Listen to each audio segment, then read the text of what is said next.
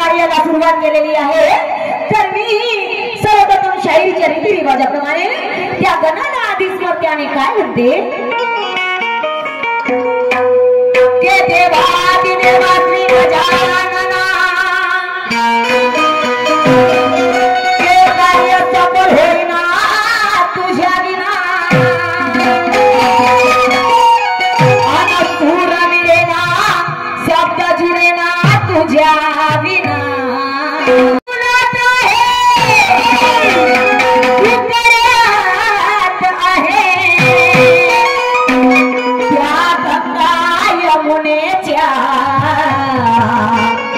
पवित्र जला आहे जात्यात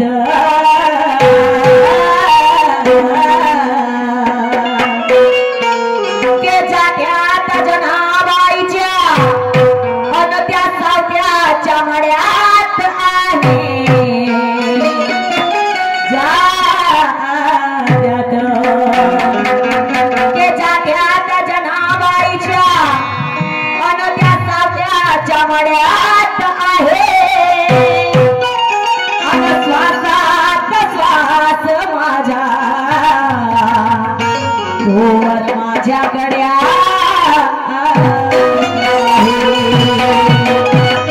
के देवानी देवा श्री गजानना अरे कार्य सफल होईना तुझ्या विना सूर मिळेना शब्द जुळेना तुझ्या विना या वृक्षाचा पान झाले ना तुझ्या विना के तू फुलात आहे तू मड्यात आहे त्या गंगा यमुनेच्या पवित्र जलात आहे अरे जात्यात जनाबाईच्या सावकाच्या मड्यात आहे आणि श्वासात श्वास माझ्या तोपर्यंत तू माझ्या गड्यात आहे माझ्या गड्यात आहे माझ्या गड्यात आहे आणि म्हणून त्या गणाला स्मरण्यासाठी एक दर्ज घेतलेली आहे गोष्टी विदेशातून कधी येतील विदेशातून कधी येतील कधी येतील बाबा माझे विदेशातून कधी येतील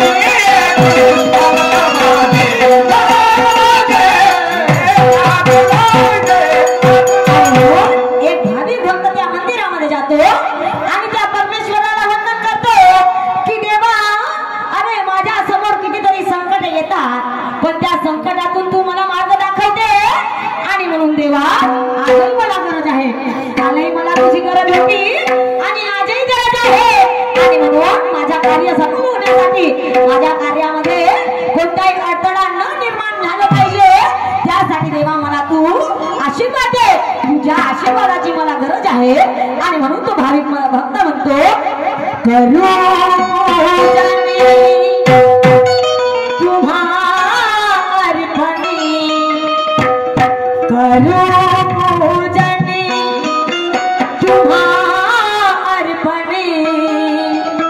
हे तन मन धने मना भावे करो पूजने तुम्हार मने करो पूजने तुम्हार मने हे तन मन धने मना भावे करो पूजने करो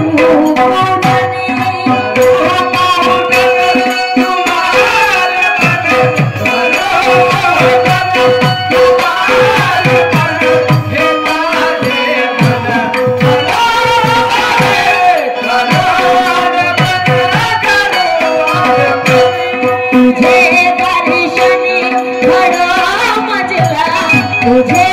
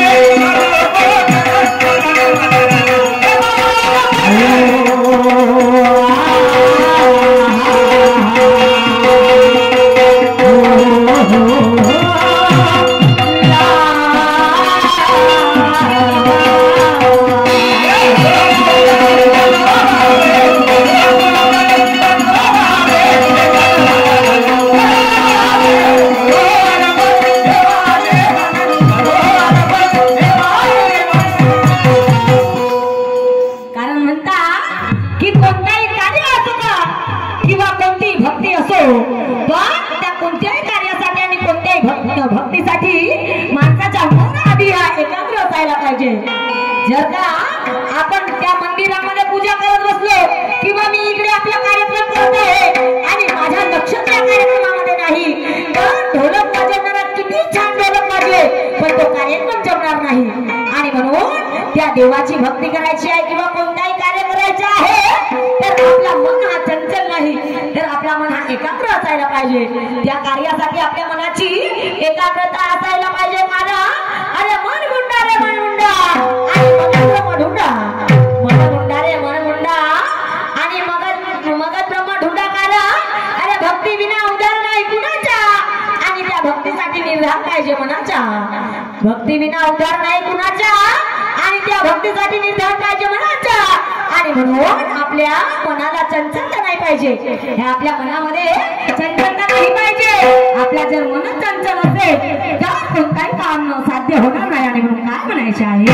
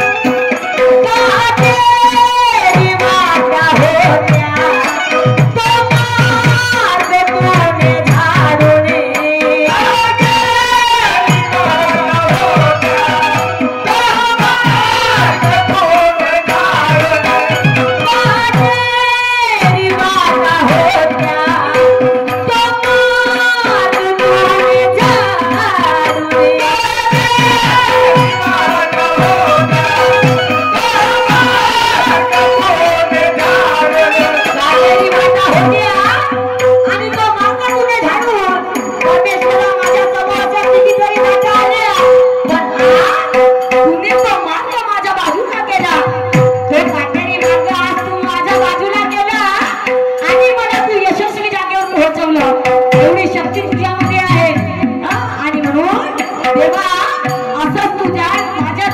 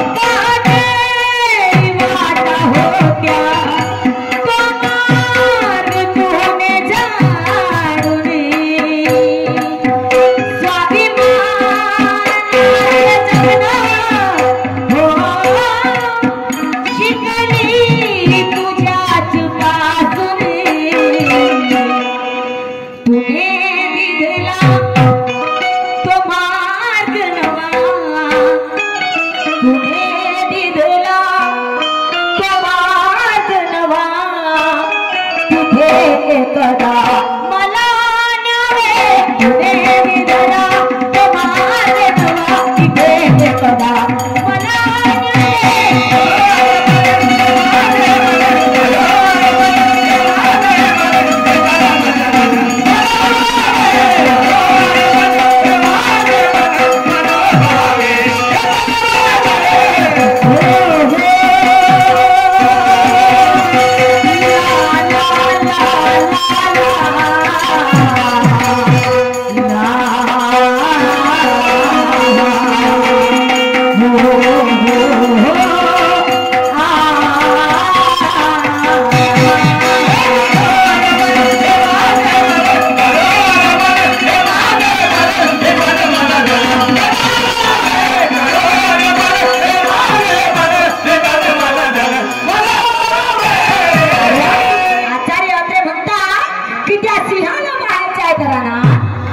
सिंहाला पाहायचे आहे तर रणात आणि हत्याला पाहायचे आहे तो मनात आणि त्या गाडगे बाबाला बघायचे आहे तर कीर्तनात का म्हणतात असे तर गाडगे बाबा म्हणतात की अरे तुम्हाला देवाला पाहायचे आहे तर त्या मंदिरामध्ये न जाता माणसामध्ये देवाला शोधा त्या मंदिरामध्ये न जाता माणसामध्ये त्या देवाला शोधा आणि म्हणून संत कबीर महाराज म्हणतात की ब्राह्मण भय तो क्या हुआ गले में डाला सूर के ब्राह्मण भय तो क्या हुआ अरे गले में डाला सूर और आत्मज्ञान की खबर ना होवे वो मशान के लागे भूत वो मशान के लागे भूत वो मशान के लागे भूत का म्हटलंय मशान के लागे भूत तर ज्यांना माणुसकी समजत नाही ज्यांना प्रेम समजत नाही ज्यांना बंधुभाव समजत नाही त्यांना काय देव कळे आणि काय त्यांना भक्ती कळेल आणि म्हणून म्हणायचं आहे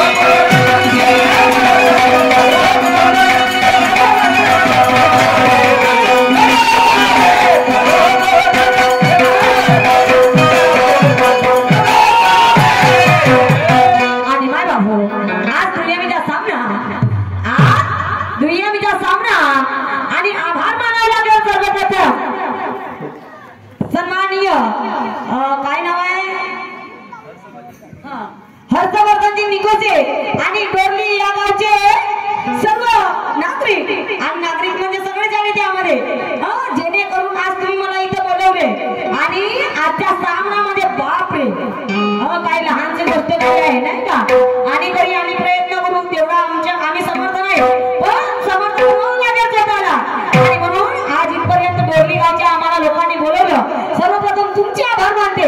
आणि कसे आभार मानू मला काही समजत नाही आहे की शब्दाने मानू की फुलाने मानू. पण तुमच्या मला माहिती आहे की तुम्ही या गावचे लोक समजदार आहात म्हणून मी शब्दानेच आभार मानते. कारण फुलं घरून आणले नाही झाडाला होते नाही.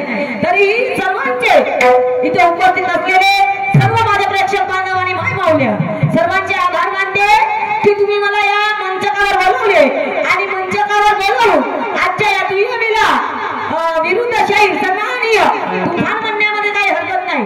तुफान म्हणजे आमच्यापेक्षा गुरुवर्य नाही का. आम्ही त्यांच्या समोर काय नाही का हा राजा भोजो का गंगूदेवी अशी आपली गोष्ट आहे. हा आणि म्हणून आजच्या दुय्यमीला लावलेले सन्माननीय विरुद्ध शाहीर तुमच्या या डोरली गावापर्यंत नाही तर अख्ख्या विदर्भामध्ये ज्यांचं नाव चालतंय अख्ख्या विदर्भामध्ये ज्यांचं नाव चालतंय गुणीवंत कलावंत चहूबाजूला प्रकाशित ख्यातनाम तुफान शाहीर ज्यांचं नाव आहे पुरुषोत्तमजी खांडेकर. पुरुषोत्तमजी खांडेकर यांचा पहिला राऊंड झालेला आहे. आणि पहिल्या राऊंडच्या नियमाने त्यांनी मला एका गणाच्या माध्यमातून एका प्रश्नाची विचारणा केलेली आहे. आणि प्रश्न म्हणजे असं की म्हणे आताही गण आहे आणि कालही गण होता. आताही गण आहे आणि कालही गण होता. आणि म्हणजे त्या गणामध्ये गणनायक म्हणायचे गणनायक म्हणायचे. पण त्यांचा प्रश्न कसा आहे की म्हणे आधीपूर्वी 5 स्त्रियागण होत्या. आधीपूर्वी 5 स्त्रियागण होत्या. तर त्यामध्ये सहावी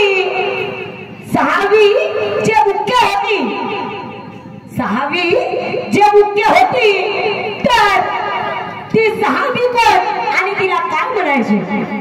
आणि तिला काय म्हणायचे तर सन्माननीय पुरुषोत्तमजी खांडेकर आधी गण होता. आणि आधी 5 स्त्रिया होत्या. 5 स्त्रिया होत्या. तर त्यामधून पहिली स्त्री आहे उमा. पहिली कोणती उमा ही एक स्त्री झाली. दुसरी स्त्री होती तारा तिलाही गण म्हणायचे. जी पहिली स्त्री होती उमा तिलाही गण म्हणायचे. दुसरी स्त्री होती तारा तिलाही गण म्हणायचे. तिसरी होती रुमा तिलाही गण म्हणायचे. चौथी होती अंजनी तिलाही गण म्हणायचे. आणि 5वी होती सीता. 5वी होती सीता तिलाही गण म्हणायचे. पण साहेबजी ह्या झाल्या 5 गण म्हणजे ह्या झाल्या पंचगण महिलामध्ये. ह्या झाल्या महिलामध्ये 5 गण. पण त्यामध्ये जी सहावी जी गणनायिका होती जी 6वी गणनायिका होती तर तुमचं म्हणणं आहे की तिला कोण्या नावाने ओळखायचे तर तिला ओळखायचे एक छत्री नावाने. त्या गणनायिकेला एक छत्री म्हणून ओळखायचे. व ती होती रामभक्त. ती महिला कोण होती रामभक्त. तिचं नाव होता सबरी. तिचा नाव होता सबरी. तर ह्या 5ही गणनायकामधून ह्या 5ही त्या गणामधून ह्या स्त्री गणामधून जी 6वी स्त्री होती जिला एक छत्री नावाने ओळखायचे आणि तिचं नाव होता रामभक्त सबरी. तिचं नाव होता रामभक्त सबरी. हे झालं तुमचं. आता मला काय विचारायचं आहे साहेबजी. माझा एक प्रश्न असायला पाहिजे नाही का. विरुद्ध शाहीर म्हटलं आणि मला हे माहित आहे तुम्ही आतापर्यंत 1 वर्ष झाला दिवाळीपासून एवढे कार्यक्रम करत आहे. तर या माझ्या कार्यक्रमाचा एकही जणांना उत्तर दिलं नाही. ह्या एकही कार्यक्रमात या माझ्या प्रश्नाचं उत्तर दिलं नाही. पण मला माहित आहे की ह्या प्रश्नाचं उत्तर तुमच्या जवळ आहे. ह्या प्रश्नाचं उत्तर तुमच्याकडे आहे आणि तुम्ही नक्की या प्रश्नाचं उत्तर देणार. एवढी मला अपेक्षा आहे. अपेक्षा म्हणजे काहीतरी असेल त्यांच्यात तेवढीच अपेक्षा आहे नाही का. पहिलेच तर सांगितलं का हा राजा भोजो का हा गंगूदेवी नाही का. आणि म्हणून साहेबजी तुम्हाला सांगायचं आहे की डोके डुकराचे पण मागच्या पायाचे पंजे माकडाचे. काय म्हटलं मी की डोके डुकराचे पण मागच्या पायाचे पंजे माकडाचे. त्याला कान नाही, त्याला कान नाही, पण कानाच्या ठिकाणी एक छिद्र आहे. त्या कानाच्या ठिकाणी म्हणजे एक एक मध्ये दोन्ही कानाला दोन छिद्र आहे. गड्याला शेरीप्रमाणे दोन लारा आहे. गड्याला शेरीप्रमाणे दोन लारा आहे. असा प्राणी एका संग्रहालयात ठेवले, असा प्राणी एका संग्रहालयात ठेवले तर तो किती दिवस जिवंत राहिला. अशाच प्रकारचा एक प्राणी आहे, अशाच प्रकारचा एक प्राणी आहे. तर मला विचारायचं आहे खांडेकर साहेब तुम्हाला की तो प्राणी कोणता, कोणत्या गावी आहे, कोणत्या साली पाहण्यात आला व तो कोणत्या नावाने ओळखला जातो. तो कोणत्या नावाने ओळखला जातो. अगर आपने इतना भी बता दिया ना आपको मान जाऊंगे. हाँ, दोगली गाँव में चौथी बार आपको मान जाऊंगे. आणि म्हणून शेवटी काय करायचं आहे